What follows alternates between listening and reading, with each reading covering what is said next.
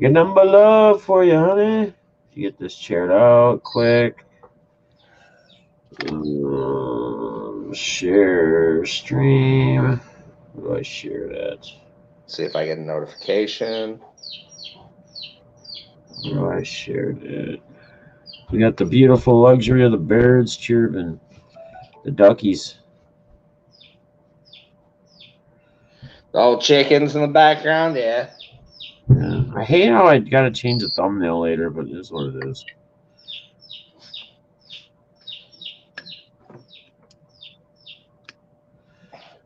All right. Quatos can always join later. He's got the what's up, Mark? Good evening. How you doing today, buddy? Hope all is well. We'll give it a few minutes, let some people get in here. I thought the likes of Quatos was going to be joining us in the live. I'm not sure if we lost him somewhere or where he is, but hopefully he'll find his way shortly, momentarily. If anybody wants to actually pop in and be on with us live, we're just doing like Q&A. So any questions you guys have, anything you have like in regards to hobby, if you anything you want to ask directly, hobby related towards balls, myself, anybody else, you guys can actually come on the stream if you want and ask it, or you can simply just ask it. And the thing I'm gonna put the link in the chat there. So if you want to actually come on, you can. I think that's the invite. Yeah, that's the invite link. So that link right there will get you in. We can if we have one person on and we have another person asking, or multiple people, and we have more people than we need at the time. We'll keep you in the background, and then we'll bring you in as we get through people with their questions. So share this out if you guys would. We'll see how this thing goes. Quatos just texted me now. Yeah. All right. Well, let's go. I'm live. Hey, give me 1 second, guys.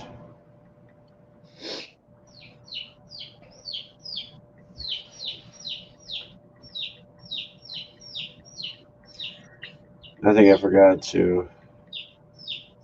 Yeah, I think I forgot. He thought it was 6 o'clock. What up, E-Rock? Eric's in the house. Pittsburgh's in the house. John S. Every day I'm hustling. Pittsburgh and Gate City Paul. They all just got done with their first auction. I kind of like the concept they do. I didn't really know when they were doing it like multiple people. I didn't really know how it was going to pan out or how it was going to work. But it seems like that's Balls. Balls has got ducks and chicks and stuff. He's got all sorts of chicks. Don't you know Balls is the ladies' man? The ladies' man. But it's that famous beer he's got going on. What's up, man? But yeah, guys, they had a really cool auction, and basically what they did is they did it through like StreamYard, like we do on for this show. We just use this for this show, but they switched the camera to, and so they rotate. So like someone's got like their stuff ready to go, or their lots or their card or whatever they're trying to sell, and then they switch it once they get through the ones. So it's pretty cool because you're getting like, I didn't know how confusing it would be, but it wasn't confusing because you get multiple people selling cards. Sometimes the chat gets a little crazy unless you got behind or you weren't caught up like I was at one time. Like there was a 2 card Mobamba lot that was up, a Prism and a some type of optic or something, and my thing was lagged and I didn't even realize I was because I was on my cell phone watching it, and I'm like, yeah, $1 or whatever, and someone had already bid 4, and they were already on like some other lot, so I got caught up. But it wasn't confusing at all. Very, very cool. Very, very simple. Todd, what up, man? How you doing, brother? I'm still trying to recover. I've been sleeping pretty much since I got home. Had their stream on. Was kind of in and out, dozing on and off. But Balls, how you doing tonight, brother? I'm doing good, man. Just You know, just what's that? I was just rambling here, and I didn't even say like, "What's up, Balls?" As you're the No, guest.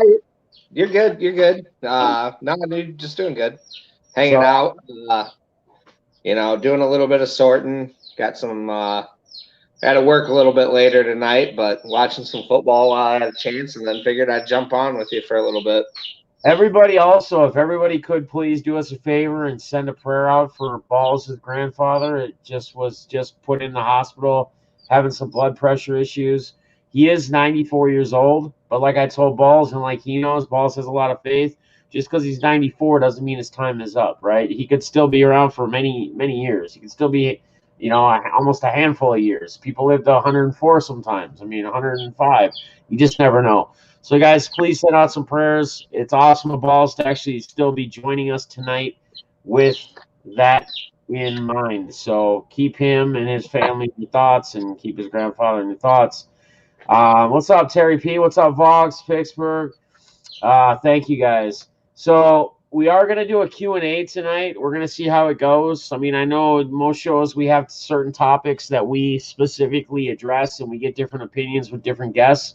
I thought it'd be nice to take an episode and just basically do a Q&A to where people who have questions, people who have, are looking for answers, whether it's in regards to how you sell cards, how you package cards, what kind of cards do you go after, or what kind of cards should I be buying, or there's many different things you may have questions for. And remember, no question is a dumb question, because there may be a question out there that somebody else is asking as well and is afraid to ask because maybe they think it's a dumb question. So no question is a dumb question. Mr. Andrew, what's going on? Doug D, every damn hustle. We got Fester in here. We got the whole crew coming in. Quados is supposed to be joining us on the live as well. He thought he didn't hear my stream probably this morning because he's been busy. He's a working man as well, like as we all are, getting close to holidays. He was just texting me, and I'm like, dude, I sent you the link, but he didn't check his email, and he's like, it's 6:00, right? And I'm like, no, it's 5 our time. So he should be joining us momentarily, I believe.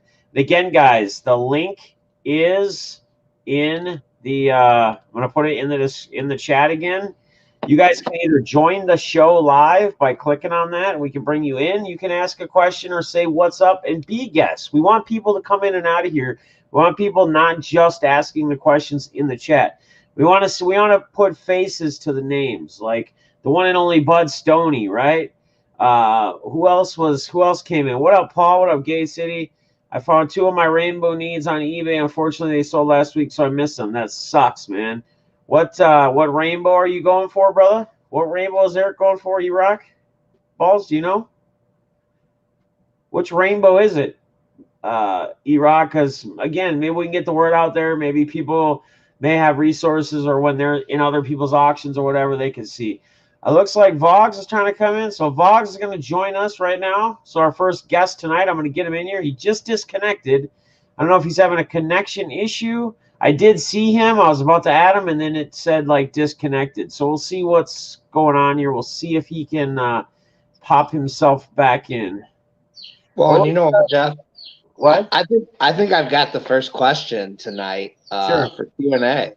All right. So, I watched Go GTS. So, Boggs, 1 second. He's about to ask a question. Balls is the first question. So just hang on with it. Hang in there with us. All right. Go ahead. Oh, we lost him again. Go ahead. Well, so I watched Go GTS live on Thursday nights, and they had this question. And it's just something that, we don't really think about is hobby related. Does your family right now know if they went out to get you a Christmas present, do they know what to get you? Me personally?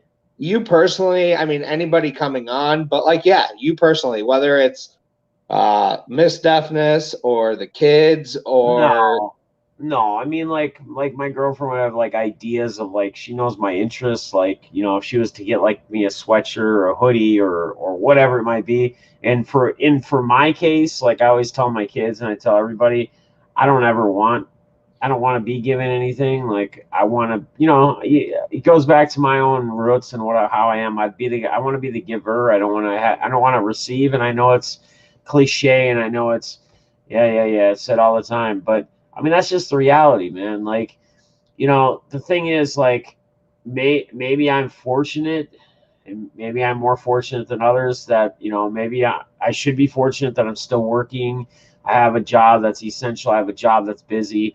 My paychecks are still good. I can live comfortably. I can go and do what I want to do when I want to do. Pretty much, I can go get what I want to get, and I think that also makes it a little bit more tricky when I'm like, if somebody's asking me for ideas for me to tell them or give them, because again, at the end of the day, I don't want them to waste their hard-earned money, even though I know they want to be a giver as well. Like they want to, it's kind of funny because I'm like saying, don't get me something, and I'm saying because I want to be a giver, but then the person on the other end that wants to give as well wants to be that same kind of person. So it's kind of like that rotating deal. But I can tell you, like, I mean, my kids will. They usually will go together and get me some. They'll go in and get me some. I mean, they've got me like new pairs of Nike shoes before, like one year, and I was like, "What the hell? Like, what are you guys doing, dude? Like, this is crazy." But I mean, they know my style, they know my interests, and again, it doesn't really matter if somebody were to give me anything. The thought of them giving it again, and that's how you should all be. It's funny you bring this up, balls, because this is something kind of to talk about too, since you brought up that question, and this is for all of you guys to think about as well. I think balls has a great question, being it's around the holiday time, right? Because what if people don't know what you want or what you like? And I know, like what's up, Vox? Me going back a, back when I was like in my early teens or a little pre-teens or whatever. I remember like one of my grandmothers, she tried her hardest just to get us something, and it was usually like some sweater type thing or something, but it wasn't anything that we thought would be cool, right? It wasn't anything that we would wear you would wear at school in that time frame, because you're like, no way, man, kids will probably make fun of me or whatever. And I always remember, like, there were times, like, I used to be that kid, like when I was really young, that used to be like almost a dick or a prick and not thankful, and be like, what the hell is this? Like, basically make them feel like bad, like make my grandma feel bad because she got me this weird design sweatshirt thing that I would never wear, and I couldn't just be like thank you, and like accept it, and I'd have to say something or run my mouth, and I feel so awful about it whenever I think about it. And again, I think that's a lot of where, as I started to grow, I started to think and think about changes. And man, maybe you should just be more of that person and not be that stupid, selfish prick and whatever, and be the giver. And once it's like I always say, once if you haven't been somebody who's been a big giver, once you start doing it, no matter what it is that you give your help without asking for any money. Do whatever. What up, Gate? What up, Paul? Hey, man.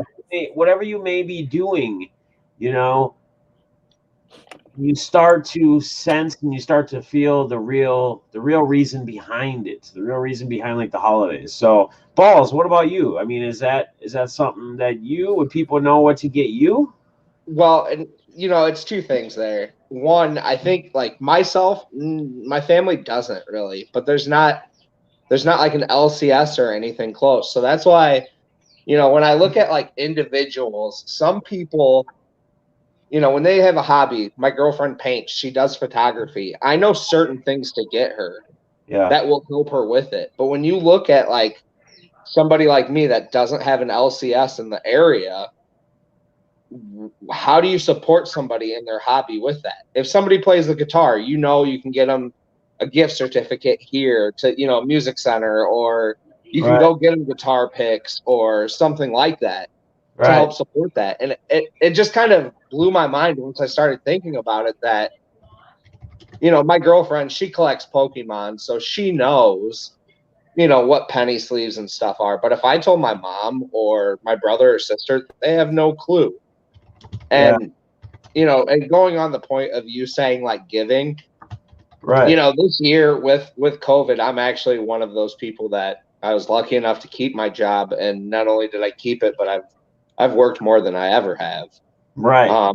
So I'm going to make a lot more money this year than I did in previous years. Yeah. And what you said about the giving, it's almost like that hit that you get when you pull a hit out of a pack. You're always chasing that feeling. Right. You know, I DM'd Tyler Murphy the other day and I said, hey, I know with COVID it's probably restricted you, but do you have the ability to still do the sock drive this year? You know, you did the sock drive last year, and because of COVID, he's not able to. Right. But, you know, it's just that little thing of once you do it at one spot, it doesn't have to be the biggest thing in the world. Right. But once you do it once, it's awesome to just keep that feeling going. Right. Right. All right. Yeah. And I think that's a great question. And again, Balls brings up a great question, and you guys in the chat should maybe even think about that yourselves. You know, like, do people know what it is? So what I'm going to do is Vog's been trying to get on. He's having issues. We got Paul. We got Gate City Picker Paul in here. I hope both of you guys are doing well this evening. Paul, yeah, I'll just be real quick. First, I wanted to say to Balls, I think you just had a big milestone up in your life. I want to congratulate you on that. I know that fight, so I just wanted to give you some support on that. And Def, I just wanted to thank you for what you did for me and Anthony and Nate today. Help support our auction. Really appreciate that. Really made a difference. Let us know that, you know, people in this community care. We're going to push this out.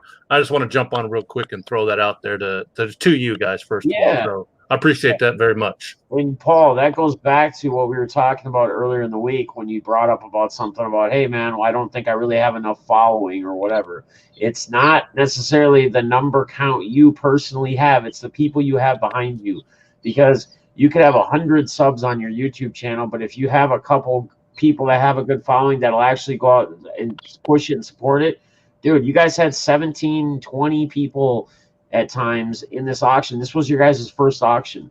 Most guys, when they do their first auction, even guys that have 1,000 subs or plus or even more than that, sometimes they have like 9 or 10 their first one, which is a success. So yeah, you guys should be very, very happy with the turnout for your first auction. You guys continue to consistently do it. People know that now Sundays, as you do it a couple more weeks, Sundays they know in the afternoons, hey, Every Damn Hustle in Pittsburgh and Gate's going to be live, you know? And if you guys ever want to do something on your own, like you feel like, you know, you got an abundance of inventory and it's not going to be enough to get through in one show between 3 guys, which I think is a great idea. I think it's awesome. I think you guys should keep running with it.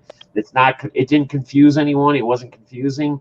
I think the overall production of it was very well.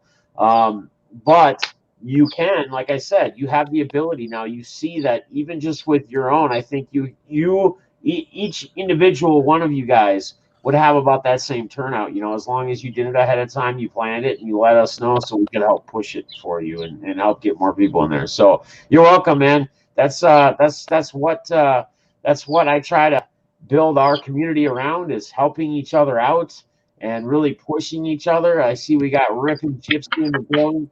She should actually come on if she's got a few minutes. I don't know what time. I'm going to step away now. I just wanted to speak up real quick and thank you and give you a congratulate to Balls up there. So yeah. Again, man, shout out to Balls and his well over 100 days now. So from drinking, man, drank every day. So very, very cool, very, very awesome. All right, we got our guy W Vlogs, man. What's going on, buddy?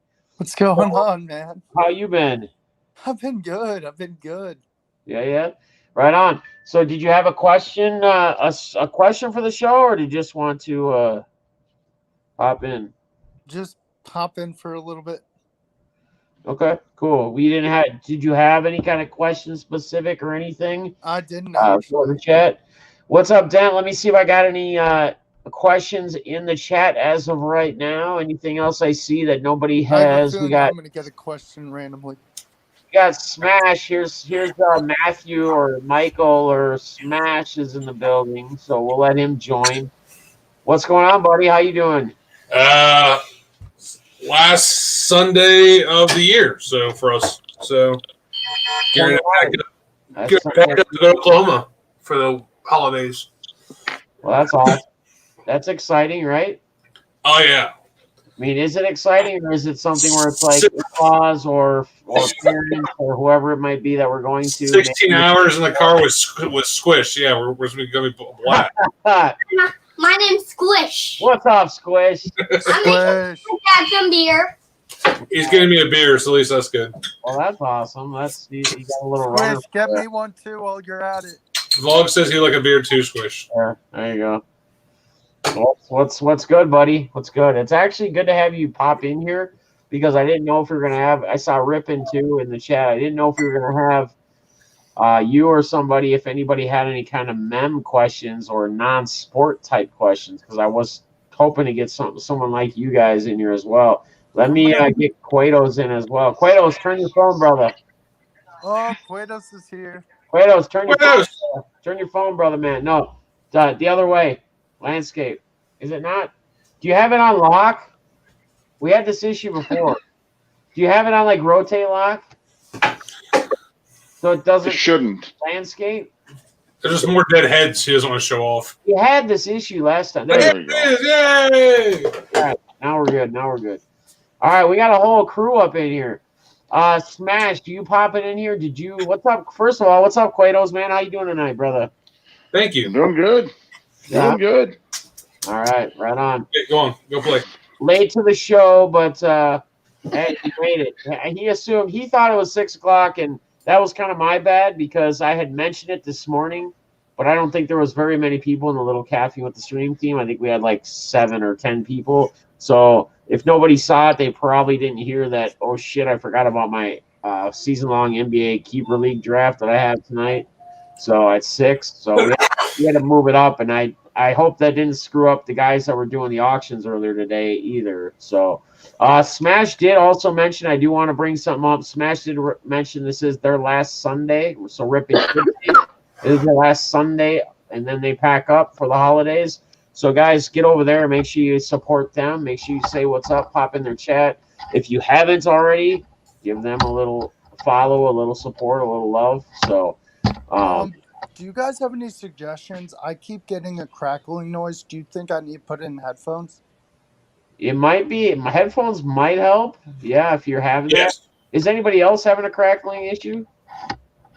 No, not me. Oh, I'm good. Yeah, try headphones. Try Let headphones. me hop back in a minute. I'll be right back. Okay. All right, buddy. No worries. All right. Smasho, did you have any, like, was there anything you wanted to bring up or a question or all? Or are you just joining just to join to be cool and hang out with us? I'm bored. You bored? All right. Let's see. Chilling. I'm trying to check the chat to see if anybody has put a question. I was surprised few people I've met watching breaks and sales with some really nice cards lately. Now we text almost daily. So Joby One Kenobi, let me add. Everyone. Joby says, I've surprised few people I've met watching breaks and sales with some really nice cards lately. Now we text almost daily. So that he kind of brings up a good point. Basically what Joby One Kenobi is referring to is, you know, as you hang out in these streams, in breaks, chat rooms, you tend to become friends with people, right? You become closer with people. You get people's cell phone numbers. You start, exchanging numbers, texting, calling. Next thing you know, maybe you're traveling and you're going out to West Virginia to hang out with all of them, or maybe you're driving 6 hours like Smash to go somewhere. Maybe you're like Quados and I, and maybe we have some stupid beef back when, and now we go to damn card shows and hang out for fucking 6 hours at a time and just chill and have good times, you know. Beef? And we have Kobe style or just like ground beef? I mean, what's going on here? It's just stupid ground beef, I guess, if you call it that. Maybe just the grissom, the not even the beef, maybe the BS fat off it. I don't know. Anyway, it's all good, but it just goes to show you guys there's ways to work things out. There's ways to get around things, and there's plenty of awesome people in the hobby, and there's that become your friends, man. Like in the end, that check. They check on you when shit's tough, when shit's rough. They check on you. If shit gets really bad, usually they come together and try to do something, as a community. I know I want to thank a couple people. Clint for sure. He donated some funds for helping out people for Christmas, families that people were actually very in need, that had like kids and aren't working and haven't been working for a while. So I want to thank him for doing that as well. Shout out to Clint A. That did we helped out one. I'm not going to say names. I don't want to say names, but I know she's been very thankful. I think she's been saying things in the chat the last couple of days. We helped her out. So, and then Todd Billings has a family as well. He sent some money too. I'll be sending some money too. So yeah, I mean, and again, like I brought up before, I challenge you guys, man. Anybody, like whether you do it yourself or you take your kids and you go and you buy, you know, take $20 or $50 or $100, you know, whatever you have. It doesn't have to be much, and have your kids maybe pick out a toy and say that, you know, you're going to be donating it, you know, to a less privileged child or a family, so they can enjoy and have a great Christmas as well. So. I think we got Vox back in trying to join. Let me get rid of The that. other thing, besides people like that, and it sounds weird, I'm one of those weird people. Like, we have the same mail person all year long, right? And, Yeah. We always try to drop a Christmas card to those people. I know people are giving complete utter crap to the post office right now because shipping's a complete mess. But you get people in your life that do services for you all year long, you know. Oh, yeah. Like our babysitter, and we pay our babysitter very well when she sits, but without her, you know, she's part of our family. You know, remember those people too. Small things that we forget of people in our daily lives. Exactly. Sorry, I'll be less sentimental now and more my cynical self. Oh, you're good. Where's the gas station? This isn't Christmas related, but it was kind of a funny. Do you guys want to hear a funny story? Yeah, sure, Vox. Go for it, brother. So I work at a grocery store in the meantime. I normally work at a college, and I'm talking to this guy in the line. I'm like, dude, you must play football. You're like 7 foot tall. And he's like, yeah, I do. And I'm like, oh my God, this guy. Who do you play for? He's like, the Carolina Panthers. Turns out it's Kwan Shorts, the D tackle. Nice. Did you get Dude, did you get a pick or autograph or anything? No, but I met Gordon Hayward 2 weeks ago. Gordon It was Hayward? the funniest crap. Yeah. Oh, yeah. Yeah, he's out in Charlotte now, isn't he? Yeah, he plays for the Hornets. Yeah, it was his first day in Charlotte, and I'm like, how are you liking Charlotte? He's like, I love it. There's great. Taking the credit card signatures off the back to sell later. Yeah, there you go. Yeah, just take his Right. signature and just like sell it or something. Yeah, So right. Jeremy Yeah, right. just got a question in here. And then you're doing 24-hour streams. What did Mr. Andrew say? What up, Mr. Andrew? Oh, I don't know. Okay. Something about 24-hour streams. But do you think them passing another stimulus package today, sending out more money to people, will raise car prices again? Because that's when it went crazy to begin. Anybody want to hit on this first? Balls would I love wouldn't to take even this one. know. Anyone have any take their self, how they feel, or do they feel like it's going to?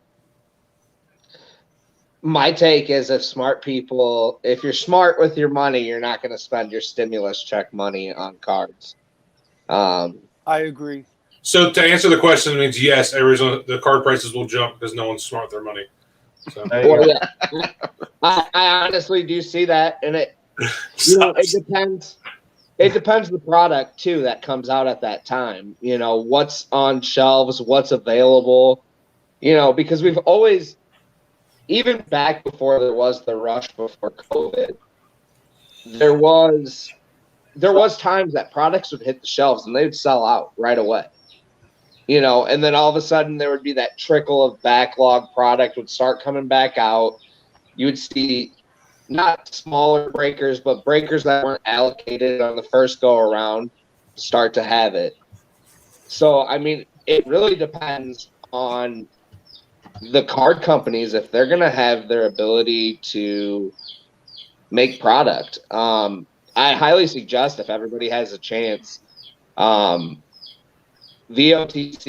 Rob Bertrand did an interview with a guy from Upper Deck.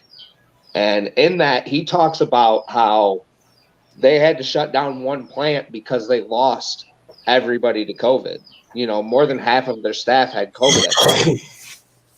So it really it depends. It's a supply and demand thing, and I don't think the stimulus checks are going to necessarily do that. But then again, I didn't think it was going to do it the first time, and boy, was I wrong. So there's more to go into I that equation. 100% agree. Good, Vogs. No, I agree. It just depends what product's out at that time. Like if NBA Prism or NBA Revolution or some really high end product comes out, I can see people just throwing their money towards it. So my I first agree. is there's a reason the Flawless comes out during tax season. There's one. There he is. Two, let's talk about the stimulus check package this time is half of what it was last time, apparently, what I've seen. Yeah. So it shouldn't be that much. We shouldn't see the surge. I don't think the ceiling is there like it was last time. The other thing, too, is with the vaccines either being, distributed or potential distribution here in a few months, people are going to want to start traveling again, want to start doing things. No offense to the hobby. Like, we canceled a trip to Australia last year, so we had extra $3 or $4 grand laying around that were collector people. So what do we do? Oh, we're bored. We put in the breaks and into the hobby and different collections. My kids can go to college on their own. They can figure that stuff out for themselves. But, I think this time around it's going to be a little different just because we see a light at the end of the tunnel, hopefully. I think people are making plans. I said, you guys know where I stand on where I think I'm hoping the hobby comes back to a old normal reality in the next 6 months. But just because I said things like Prism Football are $1,200 a box, that's going to put Flawless at anywhere between $24 to $3K a box, and your normal collectors won't be able to get in the breaks for that. Right. But Yeah. I think the equation is a little different going into it this year. I think the light, the outlook's going to be a little different. Someone's doorbell's going off. Somebody's doorbell's going off. Boggs, is that you with your? That's mine. That's my house. Okay. Mindy just got home from the grocery store. I got you. All right. So make sure someone's not missing their DoorDash delivery. We got like a 150 foot driveway where you can't really see the driveway from the windows. So we have a driveway alarm for deliveries. We have doorbells because we have kids that like to run out at night. Get out of their bedrooms and go outside. But at least they're smart enough now to go and plug them all before they start opening doors. So I appreciate that. Yeah, for real. I was deaf in the guys. Oh, okay. Deaf, Plato, Vogs, Balls. She was just in here. She didn't see you were in. She's right here. Or was that you? Or was that you? It might have been me on hers on accident. Oh, okay. I was like, "What's up, Mindy?" in the chat, I think, and that's probably why there was no back or whatever. It was smash things.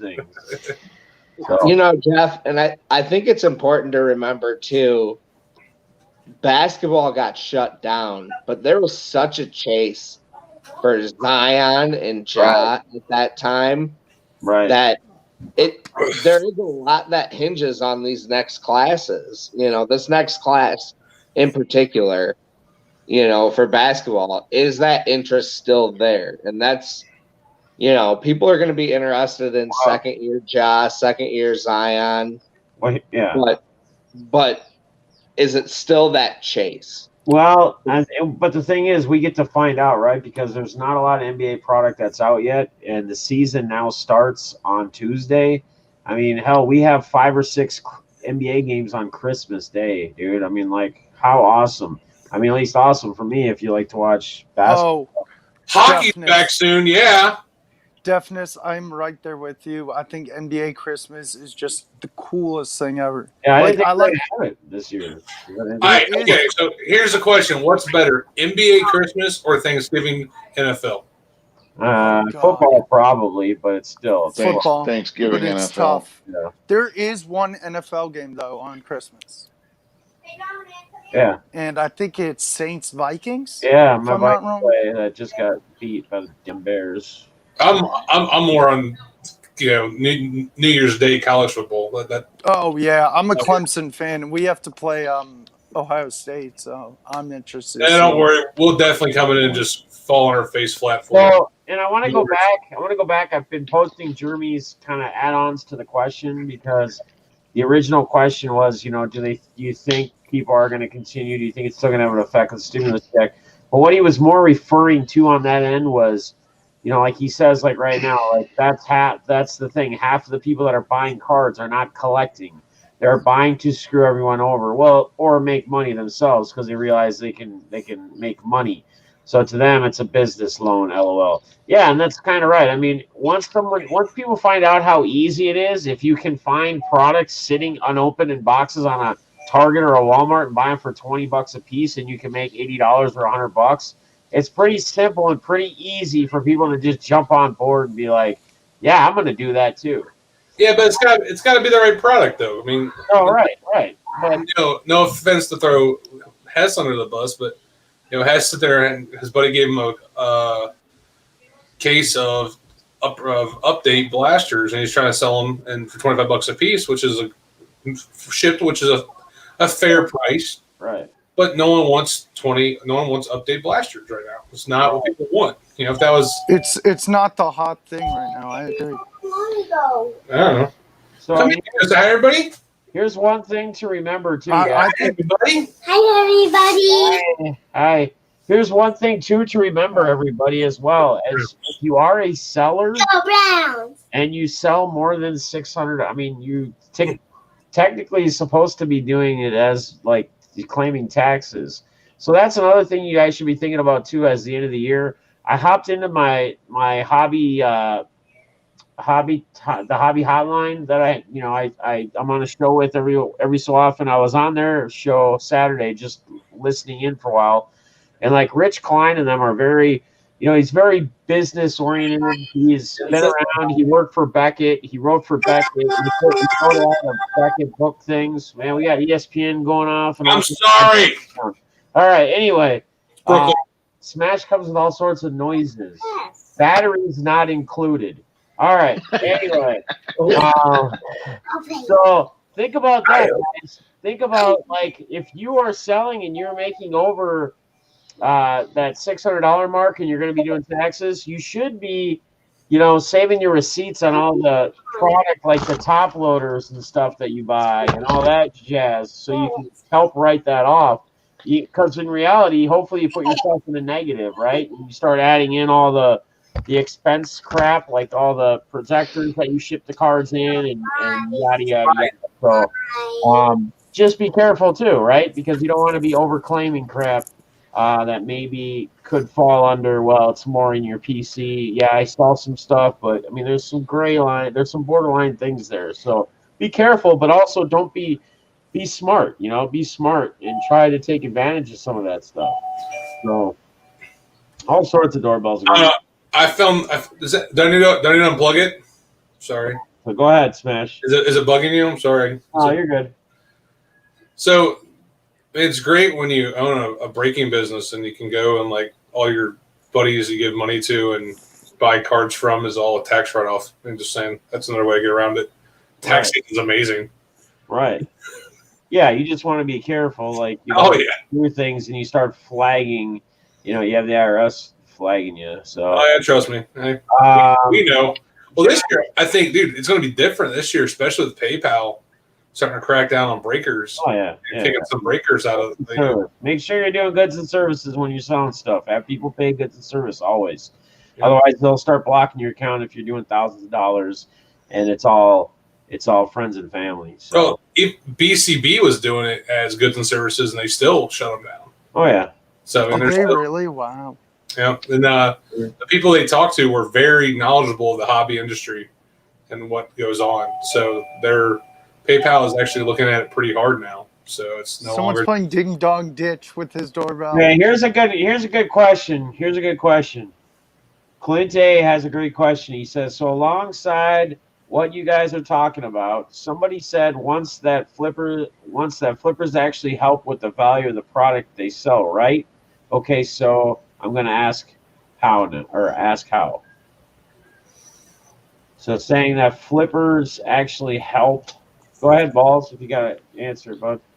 I mean, it's simple. So if you pull, everybody's looking for the Zion card because they want to turn and flip. They want the high name, the high prospect, because they want to get that card, turn it, and flip it. even if they're just selling, if they're buying all the product, upping the product and selling it, there's more eyes. There's more people. The more people that are spending money in the hobby, the more it puts into the value of your cards. I'm gonna plug my. So, I mean, if you take away all those people, just look at what the quarterbacks are doing right now. Look at what the running backs are doing for NFL. We talked about this before, but Cam Akers is having a good year, right? But his rookie card was selling higher than a Walter Payton rookie card, which makes no sense at that point. You're talking a guy that hadn't even played it down. So at one point, those cards weren't selling for that, and they're selling for that now because people are trying to turn and flip cards so quick. So I think while they're putting their money into the hobby, it's adding value to your cards. You have to have the ability to get them, and when you do get them, you have to be able to pull that card. But when you pull that card, there's more people chasing that card. So I agree. I agree with Balls. So what Balls is basically saying is, because the availability of it, because it's so hard, because of the price being so high, now your singles that you're turning around and selling, so your rookie cards, they're that much, their value is that much more because it costs that much more to chase it, right?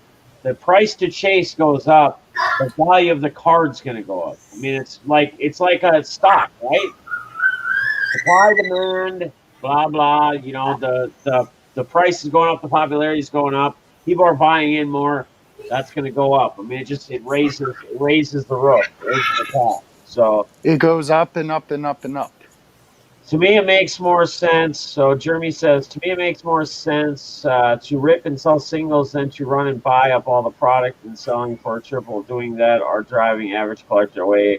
Yeah, and you're correct, but I think, Jeremy, I think you are correct. I think that will drive a lot of people away. But the problem is that there's so many more people, there's so many new people entering the hobby like every day that those people that are pissed off that walk away, it doesn't matter. They come back probably eventually anyway again because they're like, that's their hobby. That's what they're into. I mean, there's some people that probably walk out the hobby door and never come back, but there's a lot of them that walk out that door and then they do come back anyway.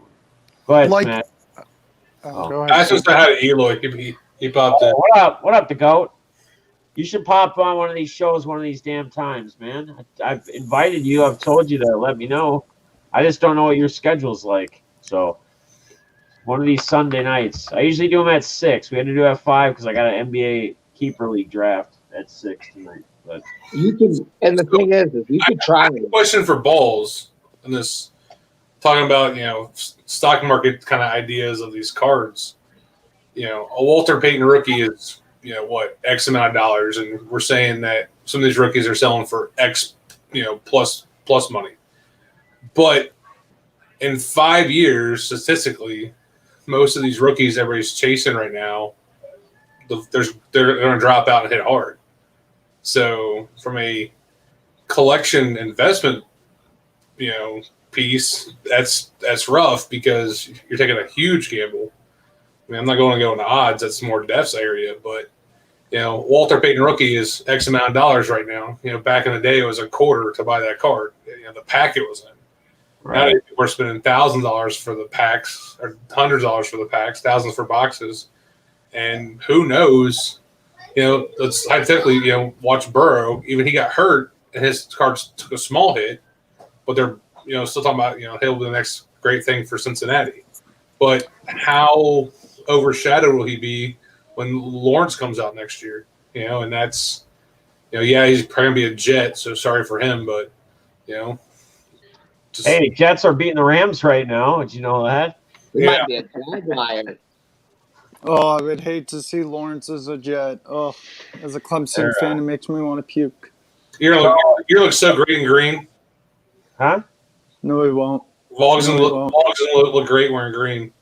Oh yeah. Dude, I'm Joe, a Panther fan. Obi-Wan Kenobi says if they're not careful, and this gets brought up quite often, if they're not careful this week, turn into a second junk wax era. Yeah, I mean it could. They try to overproduce. You know, how often do we see it? Right, a player. I think the biggest example in this era of time frame was Shohei Ohtani, right? Ohtani, Yes.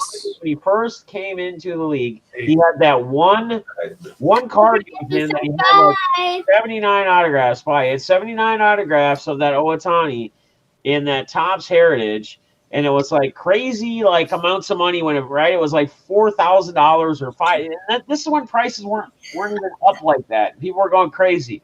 And then what ended up happening? So Panini drops all their products. Panini drops out DraftKings baseball, right? And they have, I don't know, 10 or 12 different Ohtani cards in just a Diamond Kings like product, Diamond Kings. So now we go from like the one card to like not like one or two cards in each certain set from Panini and Topps, whatever. We have like 200 different Ohtani cards, like insert cards, but there's not like one it's not just one insert, right? In a product or in a set. There's 5 or 4 different inserts, right? There's his, I don't know, slugger lover, there's his pitcher belly itcher insert, I'm just making things up, but that's what it was. Like, and then all of a sudden Ohtani just kind of comes like, he has to go have surgery on his arm and whatever. Well, just think about it. Like, it's way too much, and that's what that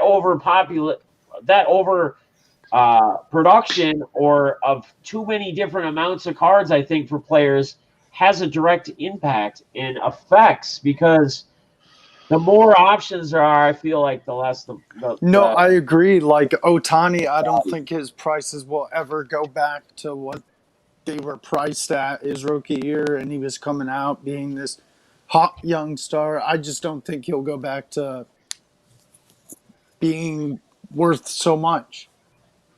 So all the different cards. Now, I say it this way: I don't think we're going to go back to a pure junk wax era, the way it was the first time, because that was just it was 4 or 5 sets that were just mass produced in mass quantities, and the quality control was garbage, and people just wanted to get packs out on the shelves and so on.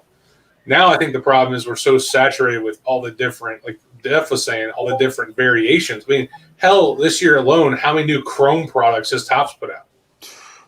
Variations, refractors, colors, a whole new series.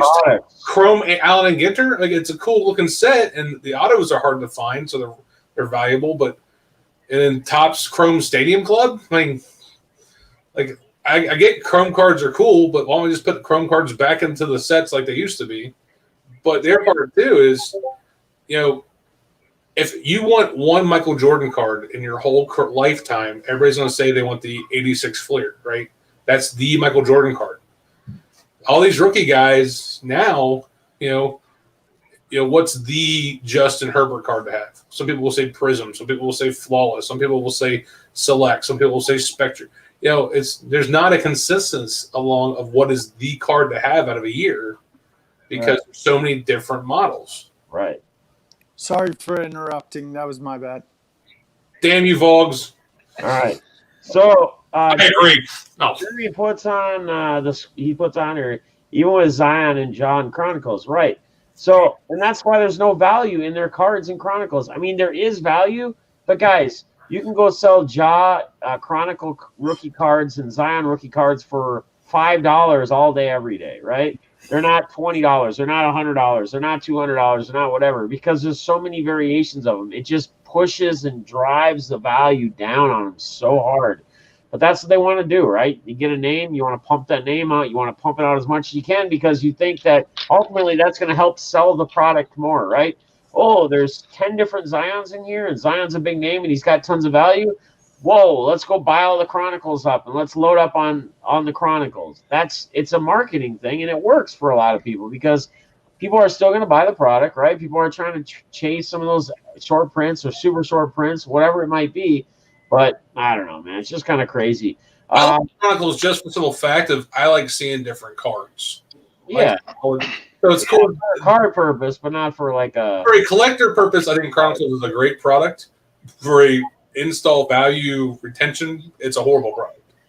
Right. Because also you realize none of those cards are actually real.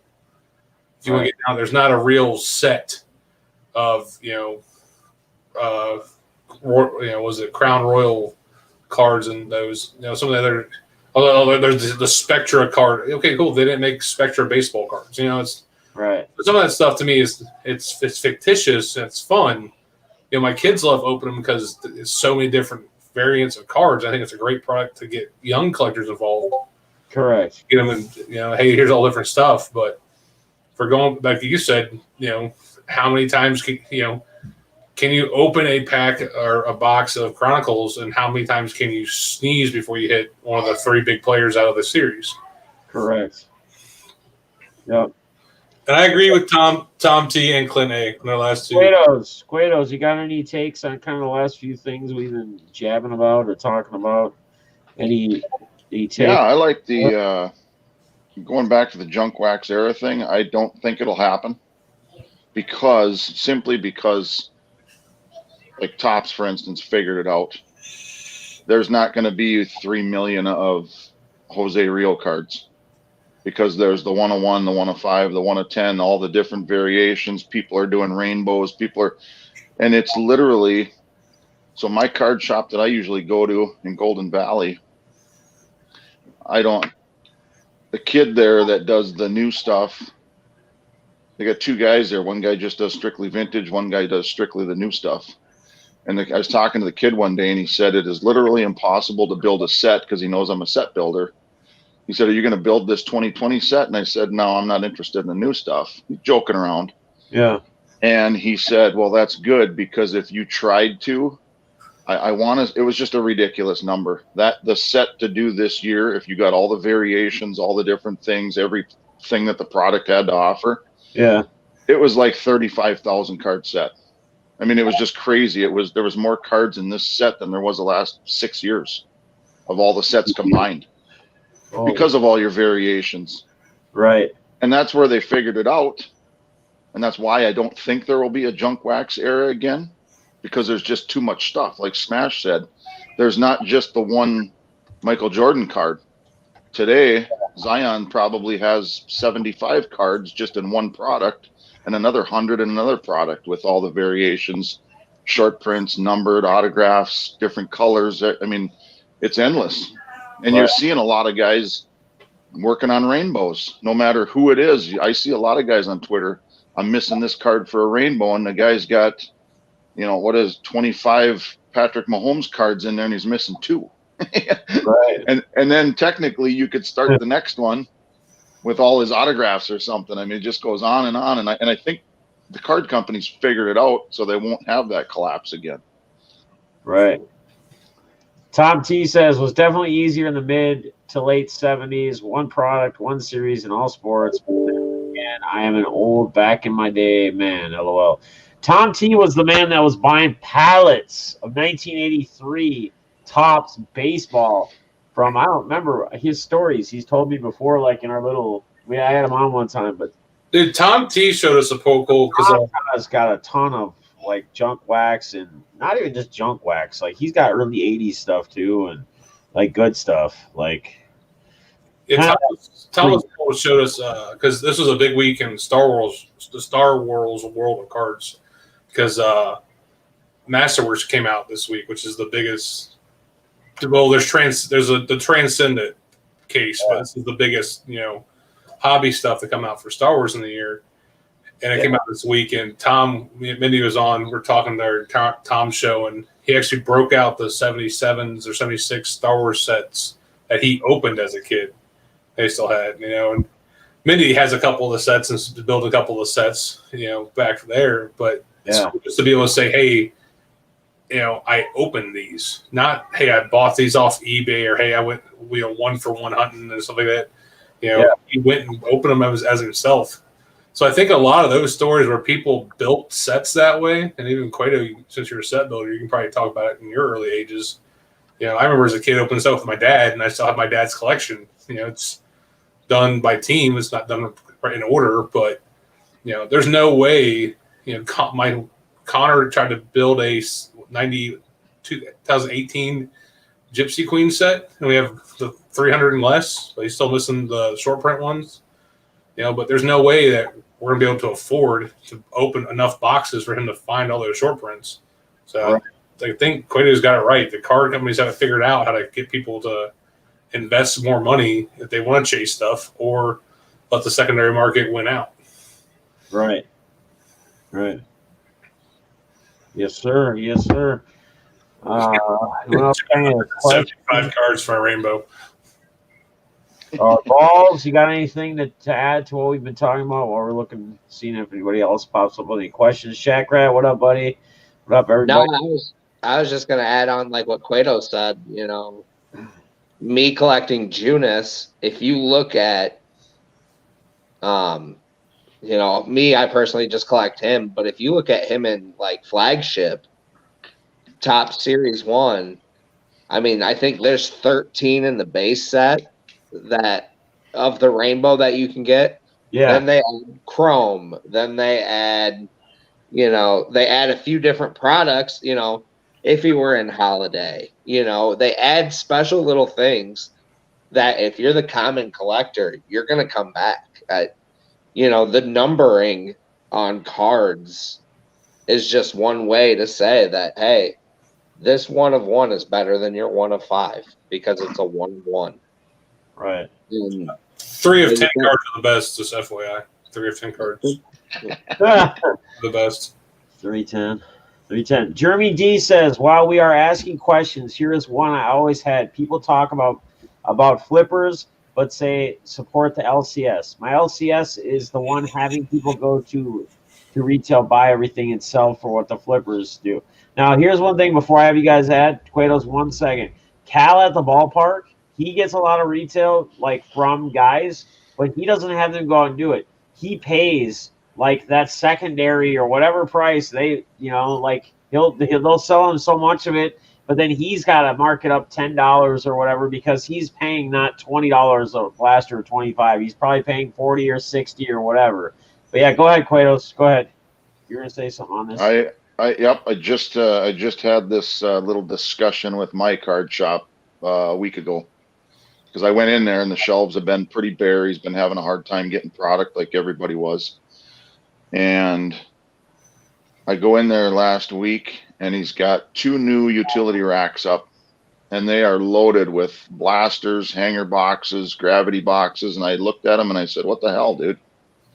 He goes, oh, and they're listed at eBay pricing minus shipping because you're in the store, or minus the fees. So I sat there and figured it out. And then he asked me, what are you doing? I said, this is wrong, man. I said, you're being part of the problem. So who got these for you?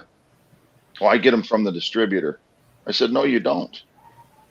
Because I called the distributors. I've emailed with Topps and Panini and stuff, and I've asked them. Right. If you're, how is it a retail product when it's in an LCS? And the other guy in Golden Valley does the same thing that Cal does, but he has the blasters for I think $28. So he's paying the $20 for the blaster, but these guys are going in there buying them. They can't sell them, so then he's selling them to them. Most of it was the update, like Smash had mentioned earlier. It's just not in demand right now. And so he's got all this product sitting there, marked up $8. So he's going to make $8, but he's got a business too. But now I'm going into this other card shop. I saw a football prism, and those were listed at like $78 a blaster or something. I mean, just crazy numbers. It was 3, 4, 5 times the cost. And I'm like, well, I said, what's wrong with you making them $30 or making the hanger boxes $20 and making your $10 like the other card shops around here are? And he said, it's my shop and that's the going rate. And I said, all right, cool. Thanks for your time. I won't be back. And that doesn't really affect me anyway, because I don't buy new stuff. Right. This whole market boom for me I started spending some money on the new stuff just to try to get the big rookie cards. I'm not a flipper. Yeah. And I would maybe throw them in my auctions or whatever if I had a few extras, like 18 when I started again. I had probably 50 Acuñas at one time. I gave a lot of them away. I sold some in auctions. I kept, a few for myself, and they're just sitting in a box. But now I'm not going to buy the new stuff because I'm not interested in it, and I'm not going to pay those prices. And so this whole thing actually helped me focus back on what I collect, the vintage. So I'm not wasting my money on the new stuff anymore. Gotcha. We're zooming in and out. Yeah, I'm gonna try to. I'm messing with this. Try to pull whoever's here. So you get all the shine. Quatos gets all the shine, all the glory, all the jam. Smash or balls? You got anything on this? I'll let you go first, Smash. The only good thing I can say about the current state of the retail market is we haven't talked about pack searchers for almost a year. So at least that's been taken care of. As sad as there is, there's one upside. At least the pack searchers are getting weeded out. Right. But I'm with Cueto on this. I mean, I got a friend of ours who has retail lines for distribution, and he is getting cards. But the way his shop is set up, he does the novelty stuff, and another guy does the cards, so he can't really sell them there. So he's selling them on eBay, and he's talked to us about possibly, us offering some card blasters and retail products out. I was like, cool, but we're gonna do it the Rip and Gypsy way, where hey, if it's your cost is $12, right? If you want to sell to me for $25, I'm cool with that. Well, the market value is 50, 60. I was like, well, I'm not paying you that. Right. I'm not charging that to my customers. I mean, for a blaster, I think many mark stuff up $5 or $10 when we carry blasters. It's not like we're out to which again, respect your collectors, and then they'll respect you, and it overall respects the hobby. These people, but the one thing at least I can say for my buddy who owns an LCS is I'm happy he's making money now. As bad as that sounds, there's a double side sort of it going. I've watched him struggle, paying bills to where his primary source of his eBay business is Mary Kay products, and it helps him keep his LCS open. You figure that part out. But he said there, but now he's like, yeah, the card market, I'm crushing it. And of course I was like, hey, I need to buy some blasters for a thing I'm doing. And he's like, oh yeah, 50. I was like, no, sorry, dude.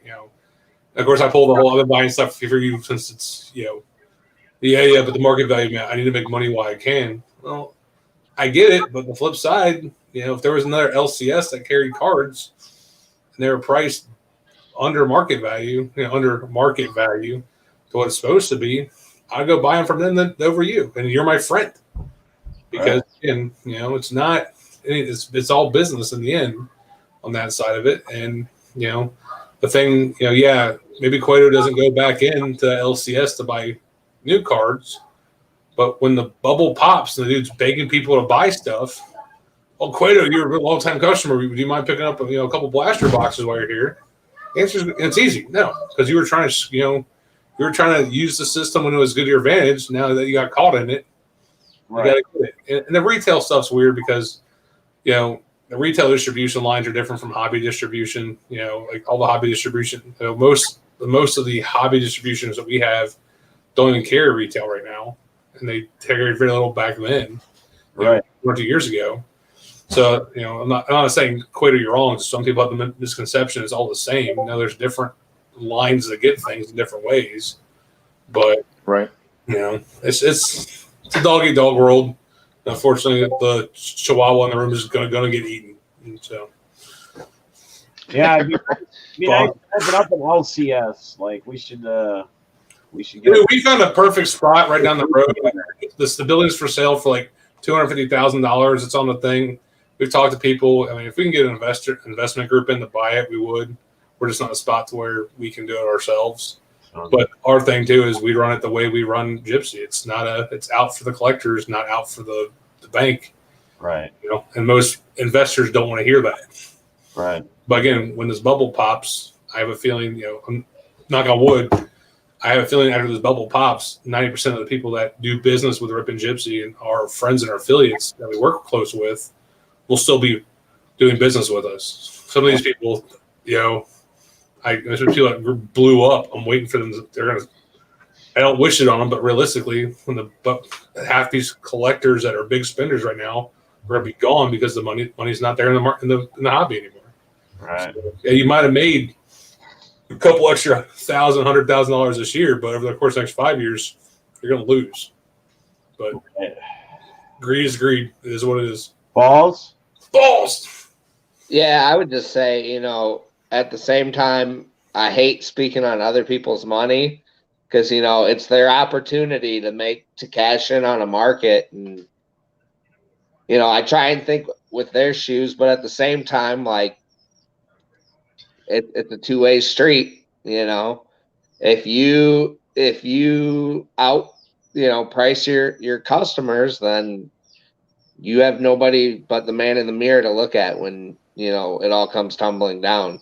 And, you know, I was kind of thinking about, you know, Rip and Gypsy. I was thinking about that, Smash, because, you know, you guys do mem, and with mem, it's not really the card. You know, you got the new shiny product coming out. It's more you're consistent every day. You know, hey, we're opening a jersey, we're opening, and yeah, they do have variations of those and new product that does come out. Who's the chaser or the big names in the product? Right. But at the same time, it's interesting to see how you guys have approached it as more of like this community of these people. It's that where you're going to see, like you said, these card people that are in it for just that shiny product that aren't going to have that because that product's going to become available to everybody. And now they're buying the product. They can't turn it. You know, maybe they'll still have some customer base where it's interesting to see if you guys will even have a swing negatively if the bubble pops, because of what you guys do is so it's different from cards. It's something I've thought about. I'm glad you think about my wife, Balls. I appreciate it. She's sitting right here too. It's the best part. She's over here stuffing her face in a burger. There you go. Here, honey. My food's on the way. No shame. She's gonna keep going. Well, yeah, you gotta. I mean, if a LCS or a breaker is selling a blaster for like $30, that's probably not the end of the world because, you know, unless in fact, probably even if they actually got it firsthand, like if they actually got it, I would assume they probably did if they're selling it for $30, which is hard to find. But I wouldn't say that like a $30 price tag is unreasonable in today's world with pricing. But I think once you get beyond that $35 price on like a blaster, I think it's getting a little crazy. I mean, shout out! I'm going to shout out somebody right now. Somebody I've known before, never really hung out in a lot of their streams because I just have the ones I go to normally, and I'm busy. But I had an opportunity to stop in and hang out in Papa J's cards, and very, very good guy. He's always been a good guy in the hobby. I'm behind him now more than ever. He had for the Prism football, and I know it's $45, but guys, $45 is nothing on a price on Prism football right now for what you're seeing. They're around $65 to $100 minimum. He'll also sell like the hanger boxes. I think they're like $35, and he even on top of that, at $35, he dropped the price because he didn't realize he got these hanger boxes at a Walmart versus a Target or vice versa. And I guess one of them comes with 20 cards, the other one comes with 10, and he didn't even realize it because he picked them up the same day. But they come like with some different like special blue style color, like 3 of them in there. But he pulled me some good stuff. Like he pulled me a Herbert Orange Disco. But the pricing is what hit me the most. And not only that, he's got great stuff. I mean, I think Smash even brought it up about how his like video stuff is really good. Like he's got little cool animation stuff that he does.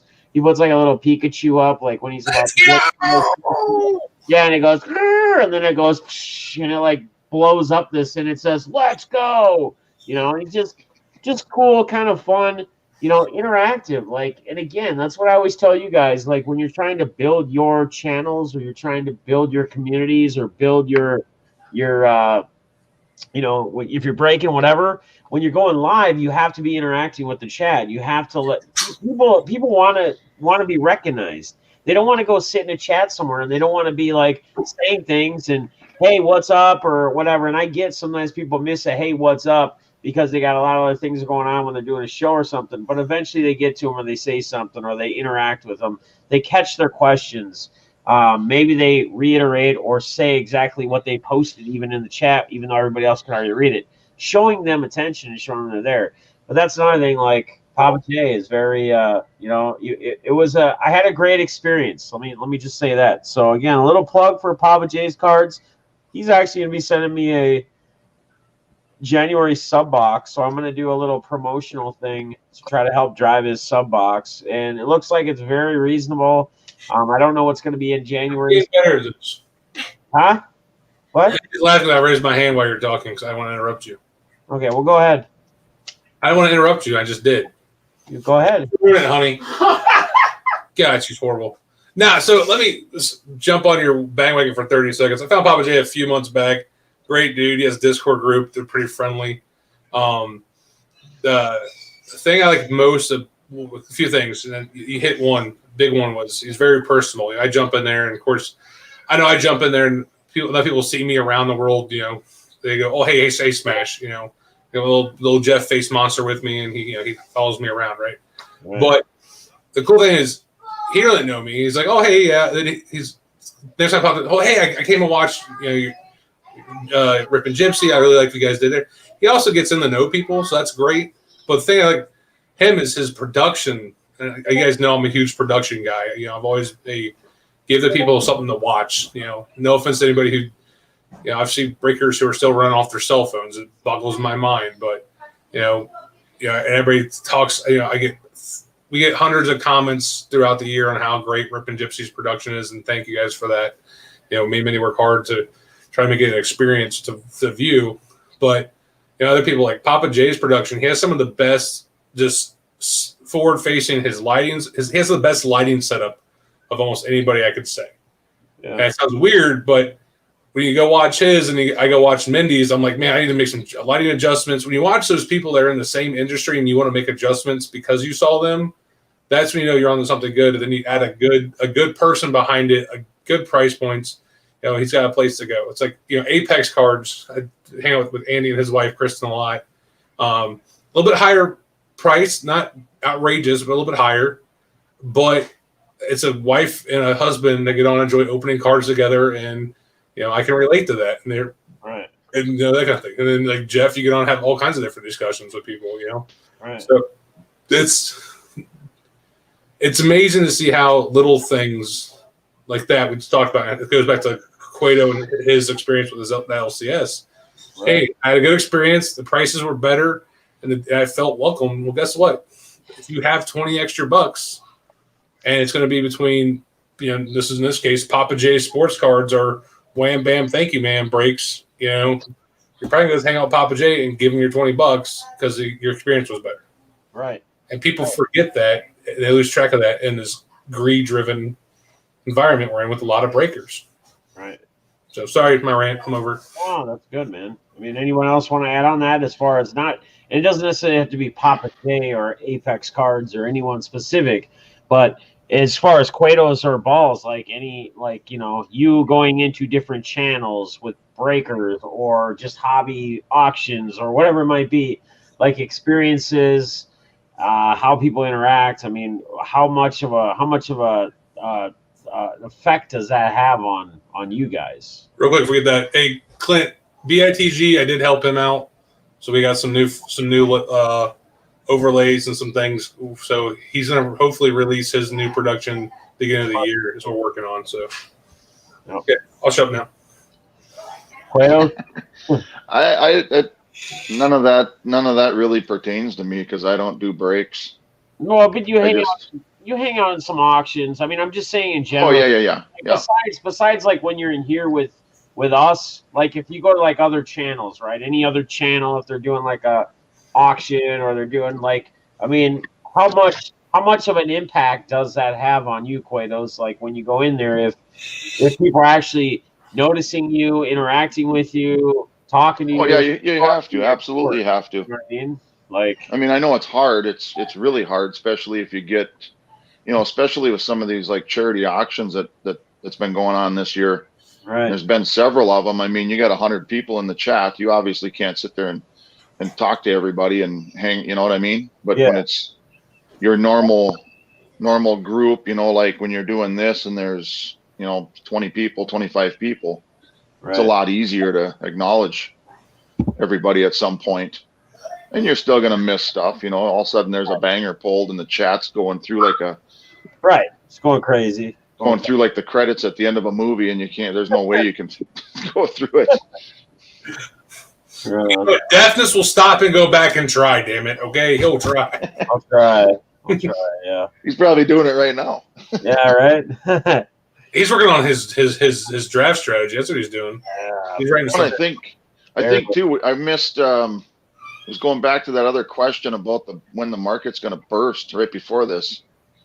I think a lot of it has to do too, because if I'm not mistaken, a lot of this started about a year ago, within the year. And that, I think, has a lot to do with it. I think is the lockdowns and everybody being at home. It's just like March Madness. Everybody's Thursday and Friday. What does the U.S. economic industries or all the businesses lose like $4 billion on March Madness opening night? Everybody's sick. Everybody's at home. Well, now everybody's working at home. People are running to the store to get stuff, and while they're doing their work at home, they're flipping on eBay, and they got everything right in front of them. They don't, you know, they're not at an office anymore or out doing their jobs. They're at home. Right. I think that has a lot to do with it too, and I think that'll level out once people start going back to work and things open up. Right. I think you'll see a drop off, and things will start to get back in check. What did? Oh yeah, you mean Jim F brings up a good one. RSR. I mean, we got pretty much anybody that kind of is within that you see, like with us hanging out with RSR, Jimmy's Auctions, BITG, Mindy, Rip and Gypsy. We're gonna miss people. Papa J we just brought up. I mean, there's a long list of them. Dent, Alpha Fan Breaks. I mean, there's a lot. Apex, you know, he brought up, and you know, there's a lot of them out there too that we haven't even probably came across. You know, they're from a whole other thing. You know, we hear horror stories sometimes about Facebook breakers or Instagram breakers or whatever, but I gotta believe that there's actually good ones that are Facebook breakers and that are Instagram breakers. I gotta believe that there's actually good guys out there, good groups and good people. They're not all out there to try to scam you or screw you over. Some of them may be. I mean, we don't know, but we you know, you may think or may see it, but you just got to take all that in consideration. Constantly growing, and again, this kind of ties on to the whole thing that we're going to be working on here to hopefully launch in a couple weeks, the Hobby.network, where hopefully people that we don't even really know that are in the hobby, once they hear about this from word of mouth from someone else, we can get their links added on with their approval. Did we finalize the name yet on that? No, it's the Hobby.network. I already bought the URL. I was left out of that conversation. Thanks. I just did it, man. Well, it was me and Lance, actually. Me and Lance. It was my idea. It was not your idea. I brought it up on stream. Check the video. I talked about it a long time ago. I brought up and I said we need to get a thing, and then you added in. You said, "Yeah, oh yeah." You should. I said, I'm giving you a hard time, Def. If you go to ip2.network, that's exactly what I was trying to do. So, no, it's all good. But it's going to be the Hobby.network. I think that's the easiest. That's the best. It's a networking platform, networking, URL. I mean, I think it just fits perfect, right? The Hobby.network. Pretty simple, pretty easy.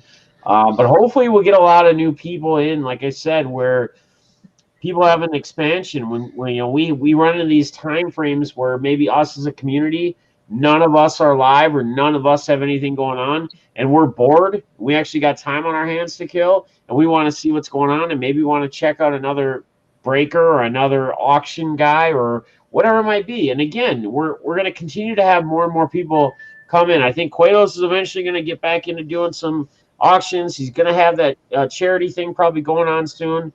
He'll release details when he has it finalized. But there's going to be a lot of new stuff up and coming. And we're going to have, I mean, like Gate and Every Day I'm Hustling in Pittsburgh. They just did an auction today. They took RSR's old spot before the show. And I think it's awesome because it was like 3 of them, and they were using StreamYard like we are using on this stream, and they switch it to each person. They rotate who sells a lot. So it's not confusing. It's pretty simple. You're getting a wide variety of people, which I think is cool and fun. Another idea, like people have brought on multiple people on a stream and had it like split screen, but I think the way they did it was the right way to do it.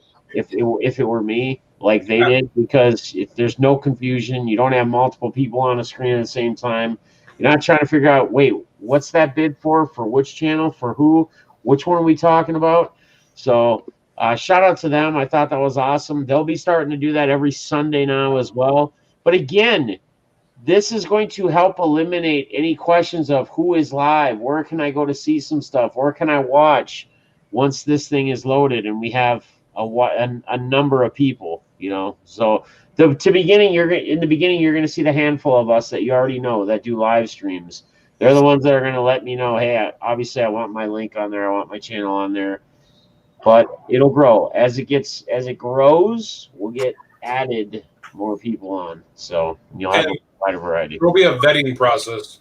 Just put that out there, right? Yeah. No, people aren't just going to get it on. I mean, you're going to have to check to make sure it's a legit channel. They're not like negative. They're not just out to try to scam people. They're not, they're not talking. They're not really just trying to play off as a hobby channel and bash the hobby or anything like that.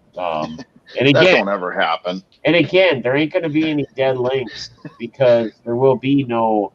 The only things that'll pop up is when someone's live. There's not even going to be like people that are on also the network that are not live right now. That's not even going to show.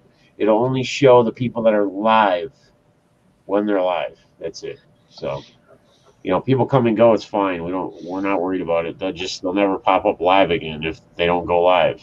Or if they're pulled out of the network for whatever reason, if they violate something, terms of service. So, yeah. I'm getting kicked out for sure. I don't want to talk crap about death every stream.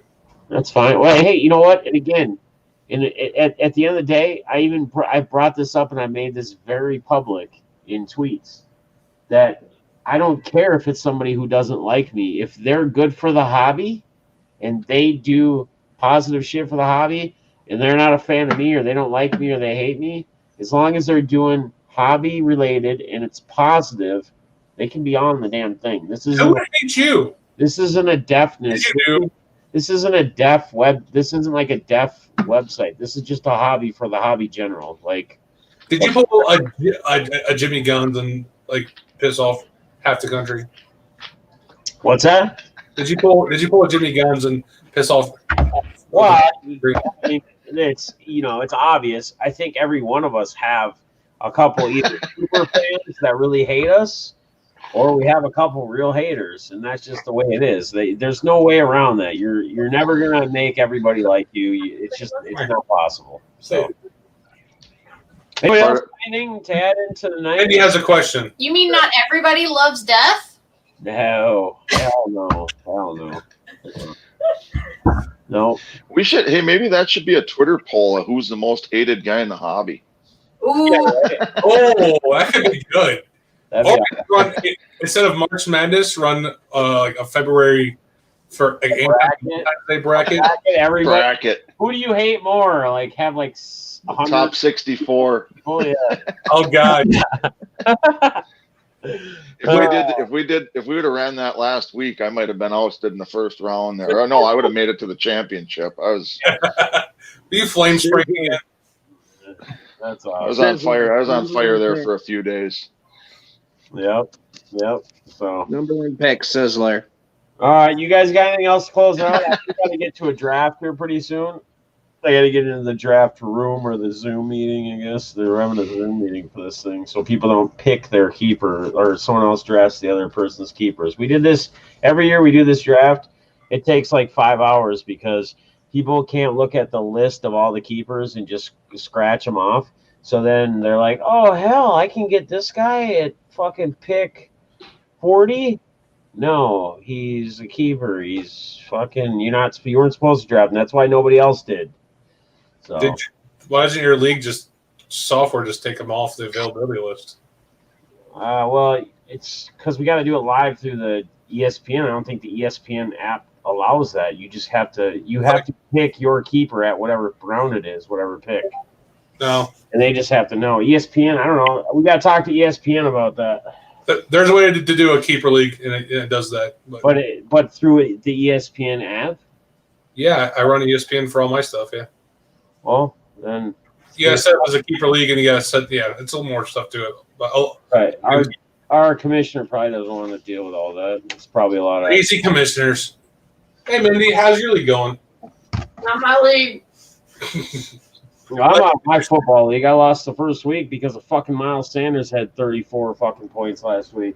And if Deontay Johnson would have caught those 2 or 3 passes he dropped, or Tucker would have made that one other field goal, that chip shot, I would have won. I lost by 2 points. Like, those are the worst.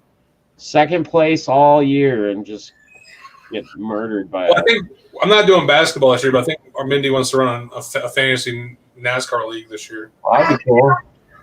That'd be cool. Boogie, boogie, boogity. Balls You get extra points if you turn right.